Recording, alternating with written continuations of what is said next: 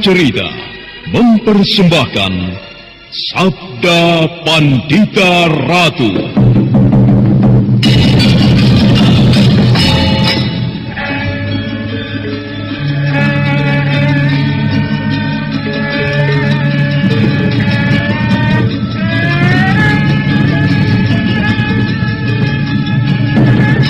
Kureguk anggur Mahadewa, kucicipi madu sabdanya.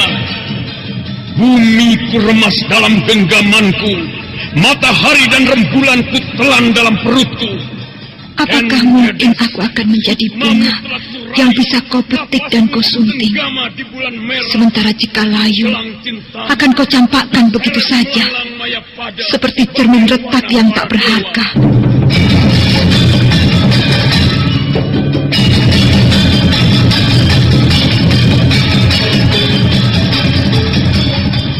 Sabda Pandita Ratu, sebuah kisah penuh dilema, tragedi cinta anak manusia, perebutan tahta, mabuk harta dan duniawi, serta silaunya kehormatan, di mana keangkara murkaan merajalela karena dendam yang membara. Kisah ini berlatar belakang berdirinya Singasari. Ken Arok, dialah pemuda yang merebut pahit getirnya kehidupan. Namun sebenarnya, dialah yang harus melaksanakan sabda-sabdanya. Perjalanan sengsaranya adalah awal untuk meraih keberhasilan, untuk menuju kejayaannya di saat Singasari berdiri. Kau telah menjadi milik orang lain. Tak selayaknya jika kita masih menggantungkan angan-angan untuk kita berdua. Hati Kakang telah berubah. Tidak, Kendedes. Sama sekali tidak berubah. Akan tetapi aku tidak boleh hanyut menuruti keinginan.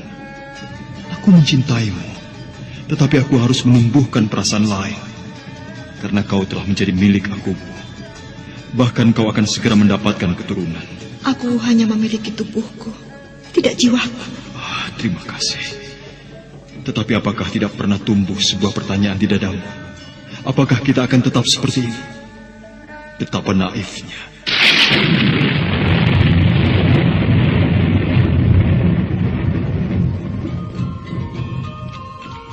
Sabda Pandita Ratu, naskah ditulis oleh Ondra Swasti Langit, diolah oleh Agus Nur Ismail, didukung oleh artis-artis terkemuka, Ferry Fadli, Eli Ermawati, M. Abud, Ivona Rose, dan lain-lain. Teknik dan montase, Ibing Arifin, dengan sutradara Dian Pertiwi. Sabda Pandita Ratu kali ini mengetengahkan episode ke-9 dengan judul Panas Bara Perapian.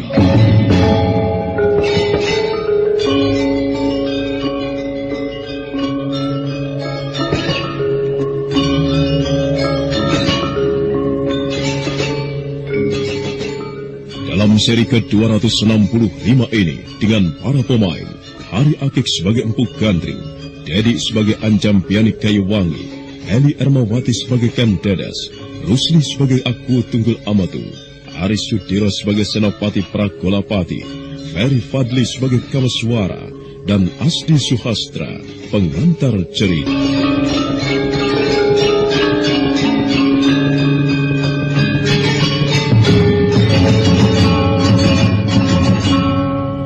Ken Arok merasa tidak sabar lagi untuk segera memiliki keris pusaka yang dipesannya. Namun Empu Gandring tidak bisa menjanjikan waktu secepatnya. Karena untuk membuat keris harus dilampari dengan puasa dan tirakat. Ketika fajar menyingsing, Ken Arok berpamitan untuk kembali ke Tumapel. Apa yang kau renungkan, Adi Anjambiani? Aku merasa takjub sekali, Kakak. Apa yang telah mempesonamu? Ken Arok. Ya, Ken Arok semakin mengenalnya.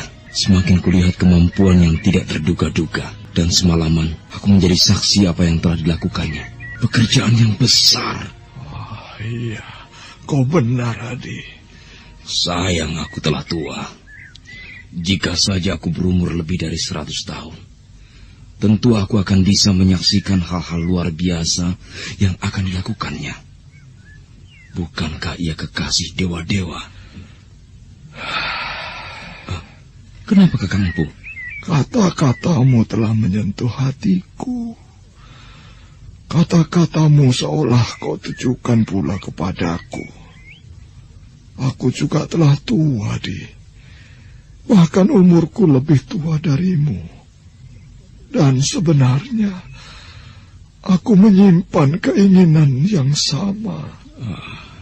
Aku telah menjadi saksi atas kemunculan seorang pemuda langka. Pemuda yang luar biasa. Kekasih dewa-dewa.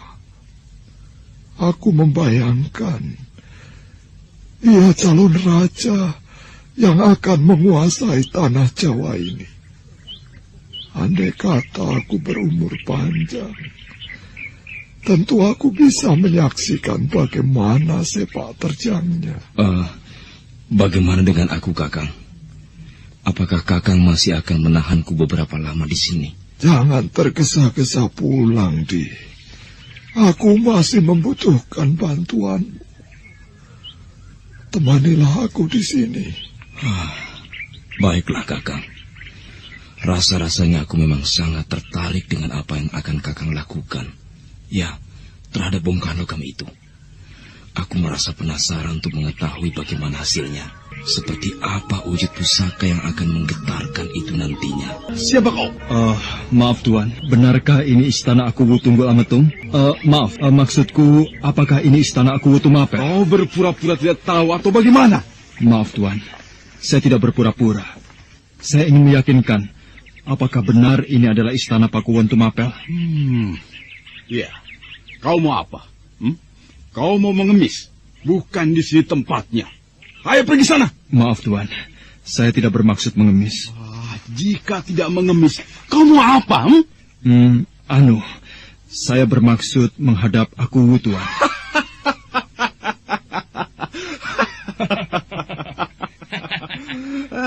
Untuk apa? Untuk apa? Kau gembel. Pakaianmu compang-camping, kotor. Kau bermaksud menghadap aku? Jangan-jangan kau tidak waras, Maaf Tuan, menurut perasaan saya tidak sakit. Bahkan saya kotor karena saya telah menempuh perjalanan yang jauh sekali dari bumi Belambangan sampai ke tempat ini. Saya bermaksud mencari adik saya, Tuan. Adikmu? Mengapa kau mencari adikmu di sini? Maaf Tuan, menurut berita yang saya dengar, adik saya memang berada di sini, di dalam istana ini. Siapa adikmu? Aku adalah adikmu? Iya, mestinya Aku adalah adik saya.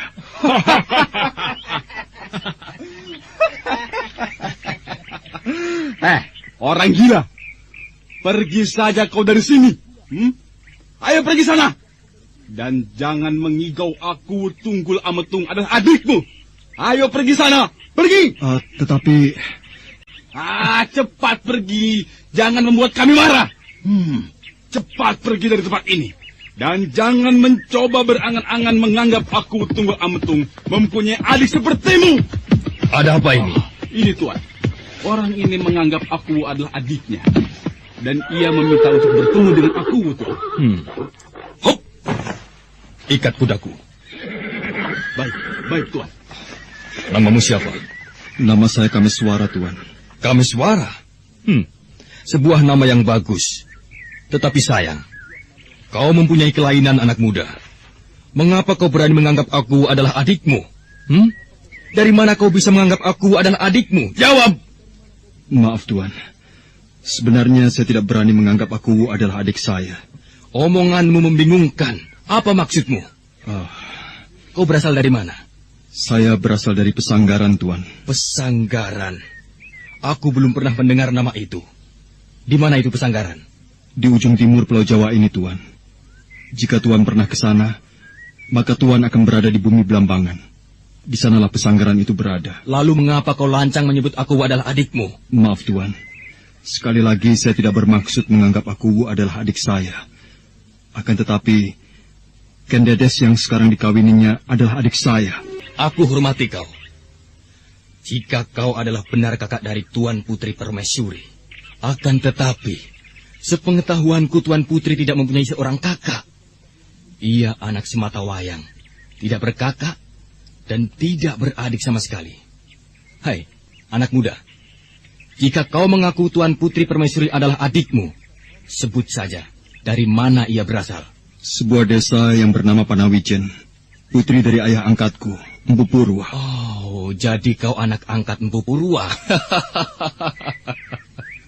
Dan karena Ken Dedes telah menjadi permaisuri aku, maka kau merasa derajatmu lebih tinggi sebagai kakaknya. Begitu? Maaf, Tuan. Saya tidak merasa demikian, Tuan. Lalu mengapa kau berani menyebut aku adalah adikmu, ha? Sebenarnya saya akan menjelaskan bahwa adik saya adalah Ken Dedes. Tuan, saya mengajukan permohonan agar saya diperkenankan bertemu dengan adik saya. Namun jika Tuan keberatan, saya tidak akan memaksa. Saya akan kembali ke Belambangan. Namun jika Tuan Putri Permaisuri yang adalah adik saya itu marah, silahkan Tuan menanggung akibatnya. Kalimat yang meluncur dari mulut Kamaswara tertata rapih dan halus. Namun Senopati Pragolapati mampu merasakan bahwa justru dari kalimat itu menunjukkan bahwa Kamaswara tidak boleh dianggap remeh. Apalagi ketika dia merasakan di balik kalimat itu bersembunyi sebuah ancaman yang halus. Meski Senopati Pragolapati menjadi tersinggung karenanya, namun dia tidak berani mengabaikannya. Baik, aku hadapkan kau. Tetapi awas, jika kau ternyata menipuku, aku jemur kau di alun-alun 7 hari lamanya. Baik, saya tidak keberatan, Tuan.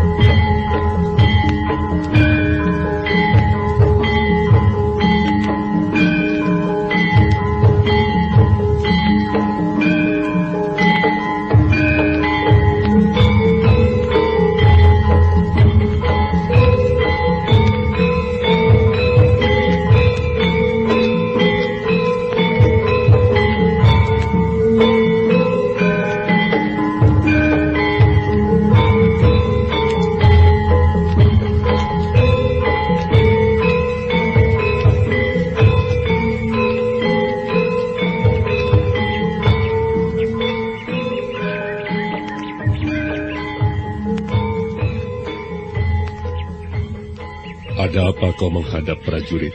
Ampun, Tuan. Senopati Pragolapati bersama seorang pemuda yang mengaku kakak Tuan Putri mengajukan permohonan menghadap. Kakak dari Tuan Putri? Hamba, Tuanku. Baik, aku akan menerimanya. Persilakan mereka masuk. Di mana Tuanku akan menerimanya, Tuan? Di sini. Beritahu Permaisuri agar kemari.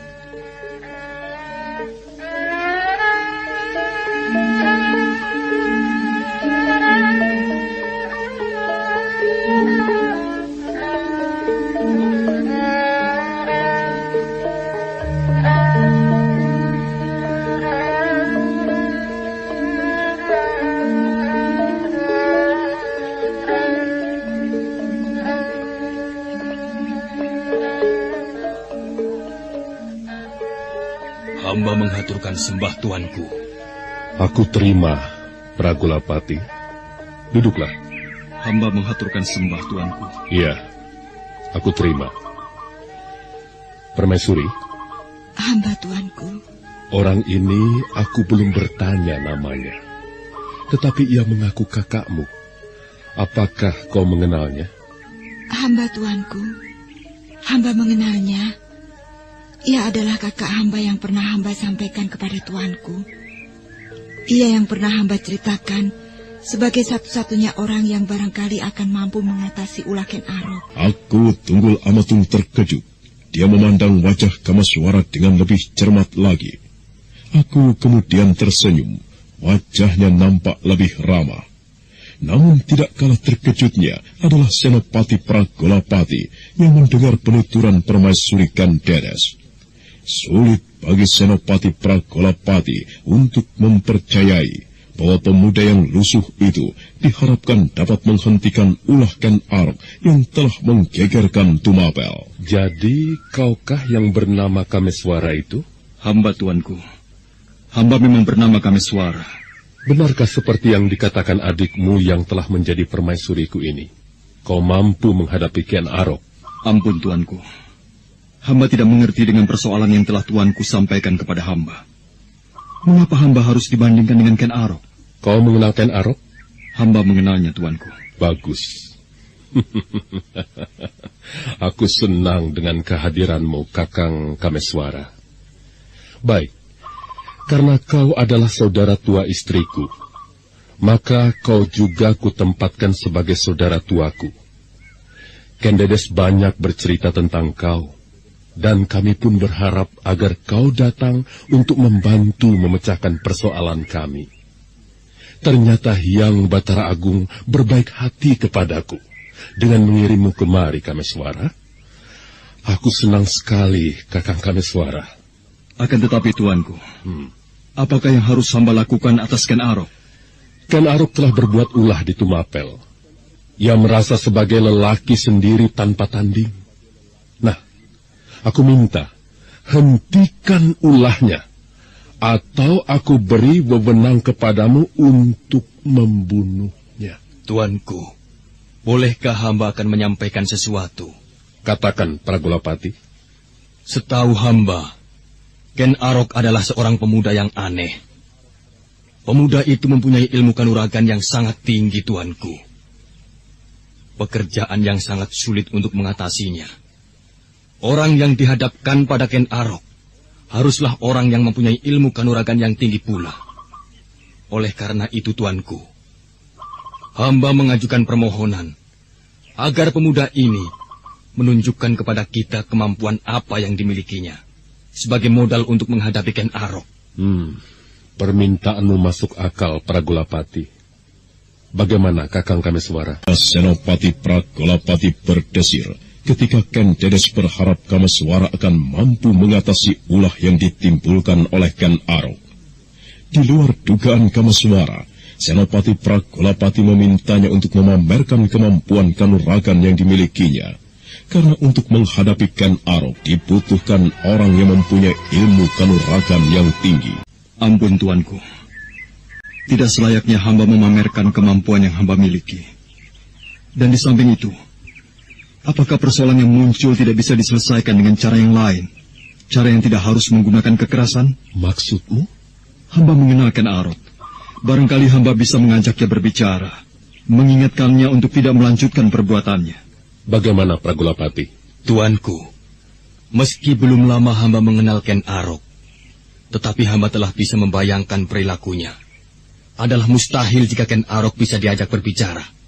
Dan lagi, itu bukan cara yang kita kehendaki. Kau benar, Pragolapati. Aku sependapat denganmu.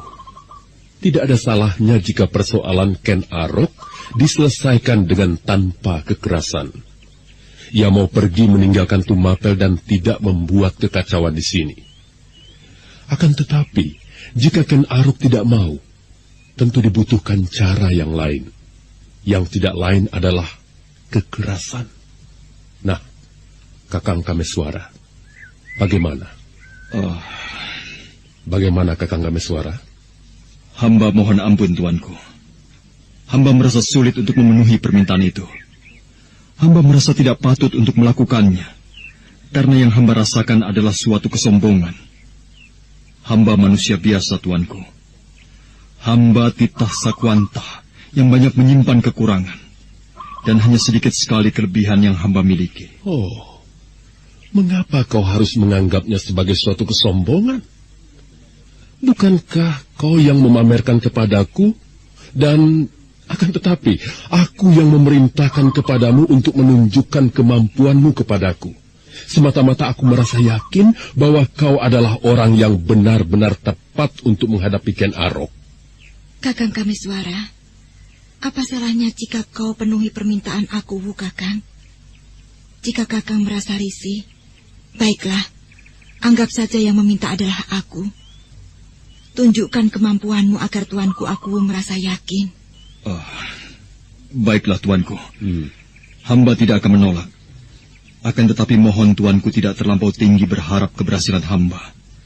karena hamba pun tahu siapakah Ken Arok. Aku mengerti dan aku tidak menyalahkanmu jika hal itu yang harus terjadi. Semua perhatian kemudian tertuju kepada Kamaswara yang masih duduk terpaku. Kamaswara kemudian bersedekap dan melipat kedua tangan di dadanya. Dengan setengah hati, Kamaswara segera membangun aji panglimunan yang baru saja dipelajarinya dari kitab Pallawa Riung Laut. Aku Tunggul Amatung berdebar-debar ketika melihat aliran udara yang seperti membawa kabut menyelubungi tubuh pemuda itu. Dan Senopati Pragolapati tidak kalah tegangnya menyaksikan apa yang terjadi. Hah? Hilang? Hilang? Ia menghilang. Oh, luar biasa. Bukan main. Apakah kau bisa mendengar suaraku, Kakang Kameswara? Hamba tuanku, hamba mendengar. Oh, luar biasa, Kakang Kameswara. Kemampuan melenyapkan diri. Aku pikir hanya berada di dalam dongeng-dongeng. Ternyata kau telah menunjukkan kepadaku. Cukuplah kau menghilang. Sekarang menampaklah kembali. Baik tuanku, hamba akan menampakkan diri.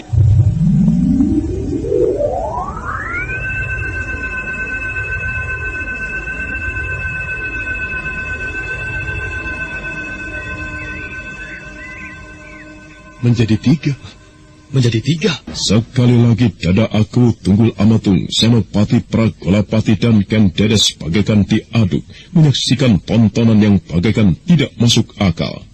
Demikian Kamaswara menampakkan diri. Ternyata Kamaswara tidak lagi duduk di tempatnya semula, tetapi dalam wujud gambar tiga yang berpencar berjauhan. Kamaswara yang telah mengeterapkan aji Kakang Kawah Adi Ari-Ari, ketiga-tiganya menyembah kepada aku Tunggul Amatung. Bukan main. Sungguh luar biasa. Wah. Benar-benar suatu hal yang tidak masuk di akal. Kau bisa menghilang. Dalam menghilang, andai kata kau mau, kau bisa berbuat seenakmu. Dan sekarang, pekerjaan yang tidak masuk akal pula. Kau membelah diri menjadi 3 bagian. Luar biasa. Oh, aku tidak tahu harus mengucapkan apa sebagai rasa kekagumanku atas kemampuanmu itu. Sungguh luar biasa, bukan main. Pragolapati. Hamba tuanku. Apa katamu, Pragolapati? Luar biasa tuanku. Tidak masuk akal. Ampun tuanku. Hanya ini yang bisa hamba haturkan. Terima kasih, Kakang Kameswara. Sudah, cukup. Kembalilah kau pada keadaanmu semula.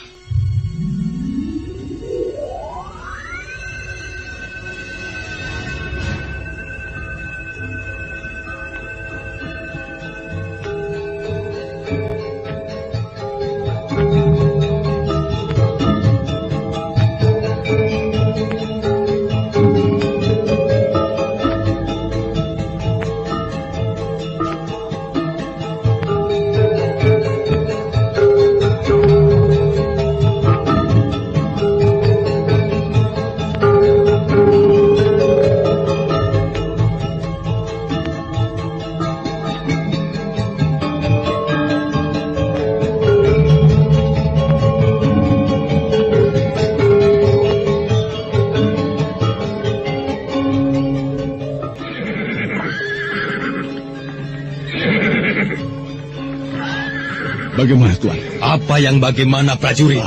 Saya ingin mengetahui nasib pemuda itu. Apakah tuanku menerimanya atau Tuan Putri Ken Dedes menerima sebagai saudara tuanya? Sebaiknya kau minta maaf kepadanya. Kenapa, Tuan? Bukankah kau telah bersikap kasar kepadanya? Bahkan kau telah dengan kasar mengusirnya.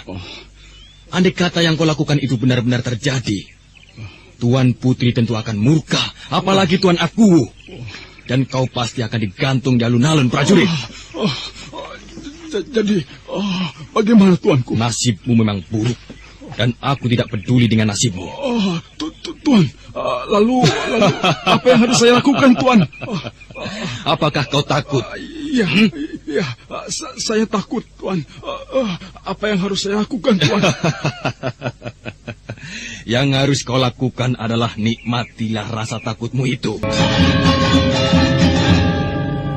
Prajurit penjaga regol itu mendadak pucat. Senopati Pragolapati yang merasa geli di dalam hati bergegas meninggalkannya. Ternyata kelakar Senopati itu membuahkan ketakutan dan rasa khawatir. Prajurit itu menjadi gelisah dan kebingungan.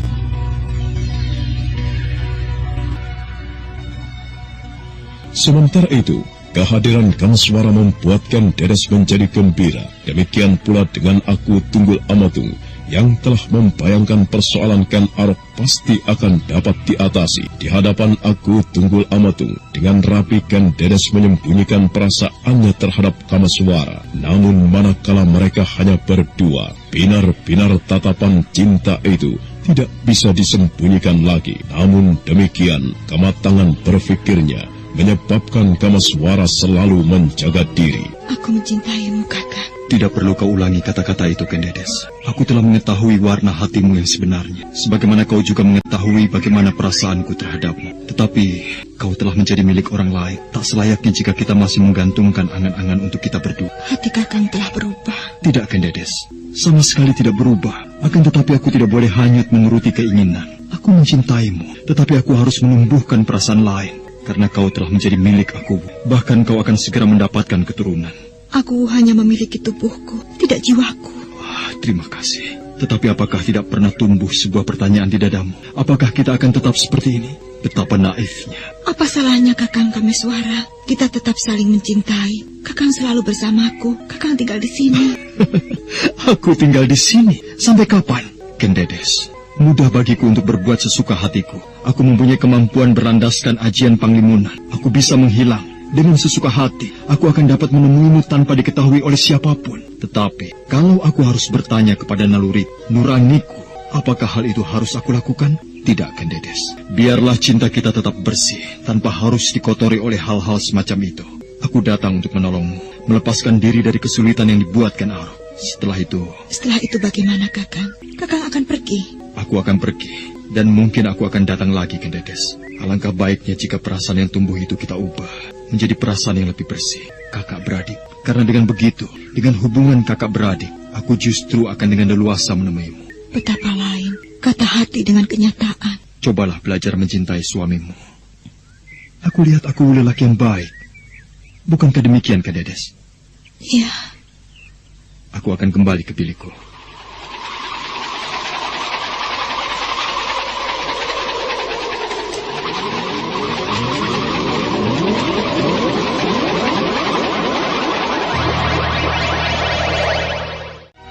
Ken Dedes serasa tidak ingin melepaskan pandangan matanya ke arah Kameswara yang berdiri di depannya. Namun sesaat kemudian, Kameswara telah lenyap dalam lindungan Aji Panglimunan.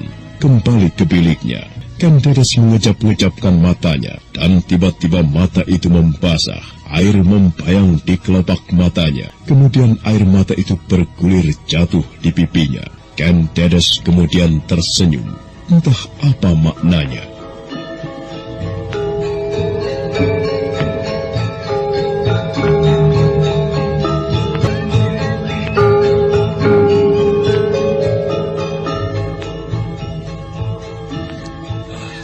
Apakah kau telah siap, Kameswara? Aku sudah siap, Tuan. Jangan panggil aku Tuan. Namaku Pragolapati. Panggil saja aku Pragolapati. Maaf, Tuan. Tuan adalah seorang senopati. Saya tidak berani meninggalkan tata kesopanan dan unggah-ungguh. Baiklah, terserah kau. Tetapi apakah yang akan kau kerjakan sekarang? Tuan, biarlah saya akan bertemu dengan Ken Arok sendirian. Kau keberatan aku menemanimu? Benar, Tuan. Baiklah. Aku antar kau ke penjara, agar prajurit penjaga-penjaga tidak menimbulkan kesulitan bagimu. Ayo, Kameswara. Mari, Tuan.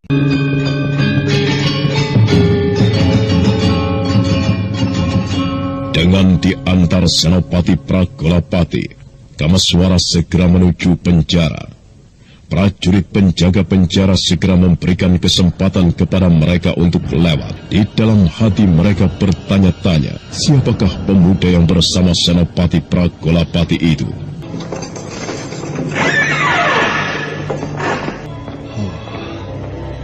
Ada sesuatu yang aku rasakan tidak wajar di sini. Aku bisa merasakannya. Ken Arok. Ia bersandar pada dinding dan menatapku dengan tatapan mata yang aneh. Seperti tidak mengenalku. Apa yang telah terjadi? Ken Arok, ini aku Kameswara. Ken Arok, ini aku Kameswara. Aneh, mengapa kau seperti tidak mengenalku, Ken Arok? Ini aku Kameswara. Ada yang tidak wajar yang aku rasakan. Ken Arok seperti tidak mengenalku. Tatapan matanya seperti orang yang kebingungan. Dan aku merasakan getaran tidak wajar di ruangan ini. Aku bisa merasakannya. Apakah sebenarnya yang tidak wajar ini? Kameswara berpegangan pada terali besi. Dia menebarkan pandangan matanya ke segala penjuru. Kameswara kemudian mengangguk-angguk, seolah-olah menemukan di mana letak keanehan yang dirasakannya. Kameswara kemudian memandang ke arah Ken Arok, seperti berhasil menembus tatapan matanya menerobos tabir aneh yang melindungi bilik penjara itu. Saudara pendengar, untuk mengetahui jawabannya, ikutilah kelanjutan kisah ini dalam seri berikutnya. Sampai jumpa.